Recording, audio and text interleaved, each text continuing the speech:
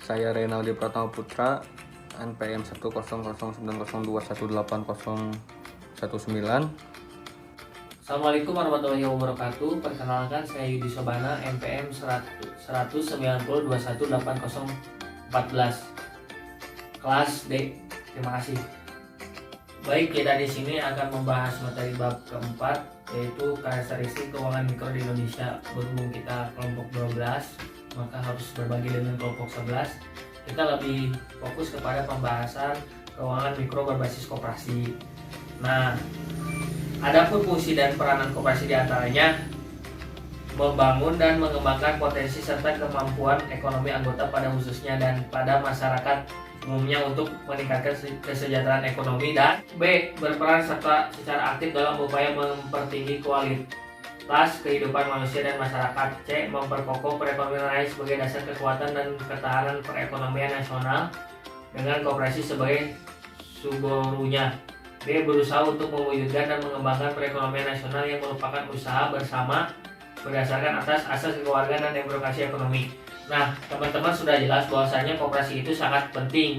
Di antaranya menunjang dana kemasyarakatan supaya kita bisa menabung dan bisa tabungan di masa depan. Untuk anggota sendiri sekurang-kurangnya 20 orang. Koperasi sekunder didirikan dan berkelanjutan koperasi sekurang-kurangnya 3 koperasi. Agar kegiatan operasinya lancar, kedua jenis koperasi tersebut mendirikan lembaga unit simpan pinjam atau USP koperasi, sehingga koperasi lebih efektif dalam melayani masyarakat. Agar tertunjangnya suatu keadaan uang, maka koperasi membangun lembaga unit simpan pinjam supaya ada pinjam meminjam agar ada dana talang. Keuangan koperasi awalnya berdiri, koperasi di Indonesia sangat berkaitan dengan erat kemunculan LKM. Pada tahun 96, seorang pamong praja Pati Raden Wiratmaja menginisiasi pembentukan lembaga bernama Hub and Bank atau Bank Pertolongan dan Simpanan di Purwokerto. Lembaga ini muncul karena dorongan keinginan membantu para pegawai dengan negeri miskin dan terjerat pinjaman dengan bunga tinggi dari rentenir. Nah, awal termulai terbentuk lembaga ini yaitu di Purwokerto untuk membantu pegawai negeri miskin yang terjerat hutang pada rentenir. Lembaga tersebut pada awalnya merupakan suatu bank priayi dengan bentuk dari dan untuk priayi, namun kemudian berubah menjadi dari priayi untuk pegawai dan petani.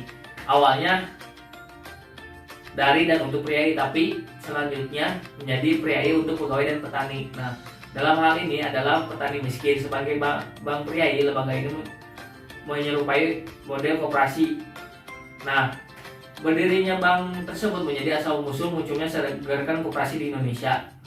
Keduanya menginvestasikan swadaya dan gotong royong dengan asas kewargaan. Dari sinilah lembaga keuangan dan koperasi melekat erat dengan pembangunan dan peranan pemerintah. Namun dalam kasus ini lembaga perkreditan rakyat koperasi lebih sebagai gerakan sipil society. Kemudian setelah itu pemerintah turut campur dalam pengembangannya. Jadi dari beberapa perkembangan asal usulnya koperasi itu sangat banyak yang mempengaruhinya berdirinya. Pertama, dengan kemiskinan, banyak rakyat yang terjadi hutang rentenir, maka terbentuknya koperasi. Ketika dijajah Jepang tahun 42 sampai 45, nasib koperasi menjadi lebih buruk. Pada masa awal penjajahan Jepang didirikan lembaga koperasi yang bernama Kumiai. Awalnya koperasi ini beroperasi dengan baik untuk mendistribusikan barang-barang kebutuhan rakyat. Nah, pada awal penjajahan Jepang itu koperasi bernasib buruk karena dari organisasi Jepang sendiri mendirikan koperasi bernama Kumiai. Pasca kemerdekaan Indonesia, koperasi berada di bawah kendali Jabatan Koperasi Kementerian Kemakmuran. Pada saat inilah koperasi mengalami kepentingan 100%, akan tetapi sistem pemerintahan yang berubah-ubah berdampak pada kemunduran koperasi, yakni menjelang adanya pemberontakan G30 SPKI. Nah, ketika pasca kemerdekaan Indonesia banyak perubahan-perubahan pada tingkat kekuasaan koperasi, namun pada menjelang pemberontakan G30 SPKI maka perkembangan itu sedikit terhambat. Karakteristik lembaga.